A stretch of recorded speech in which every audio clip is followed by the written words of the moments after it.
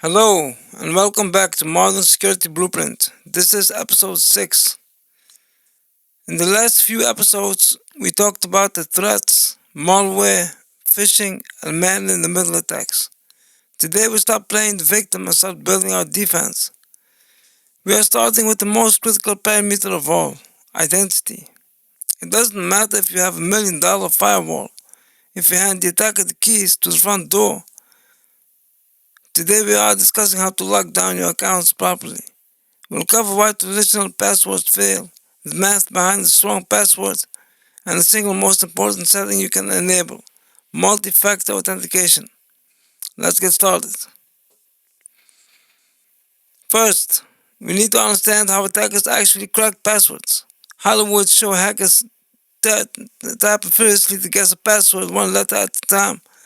In reality, that almost never happens. Attackers use three main methods. 1. Brute force and dictionary attacks. This is where a computer program automatically inputs every word in the dictionary or every combination of characters until it gets in. If your password is password 123 or Saga 2024, a modern GPU can crack that in less than a second. Point 2. Credential stuffing. This is much more common.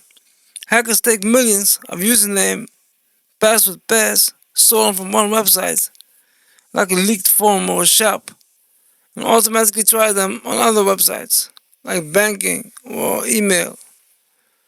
If you reuse passwords, one breach means you are compromised everywhere. Point 3. Keylogger. As we discussed in episode 3 on malware, if you have a keylogger on your machine, it doesn't matter how complex your password is.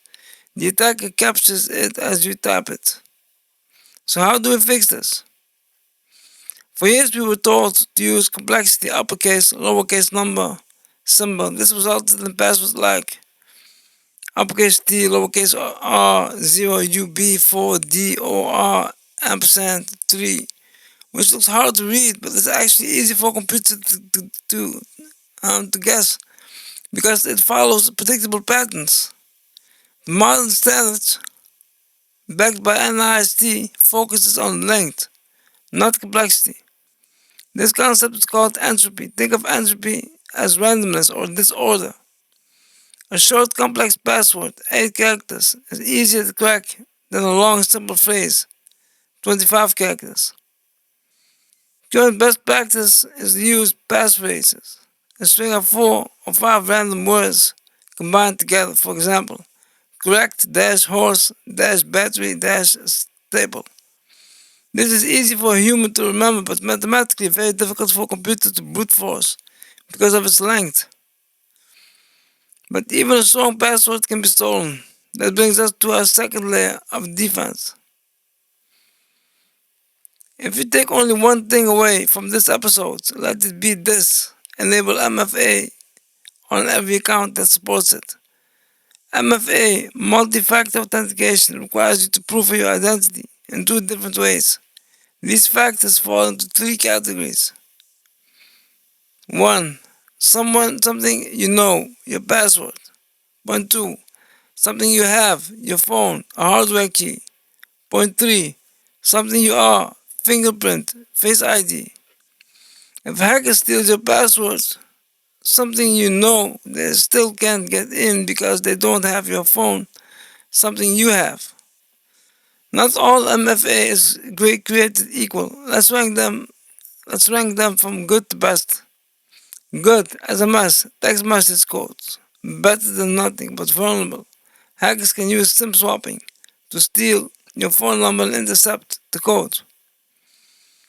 Better, Authenticator Apps. Apps like Google Authenticator, Authy, or Microsoft Authenticator generate the code on your device that changes every 30 seconds. These are much harder to intercept remotely. Best hardware security keys. Devices like YubiKeys. These are physical USB keys you plug into your computer. They are effectively unphishable.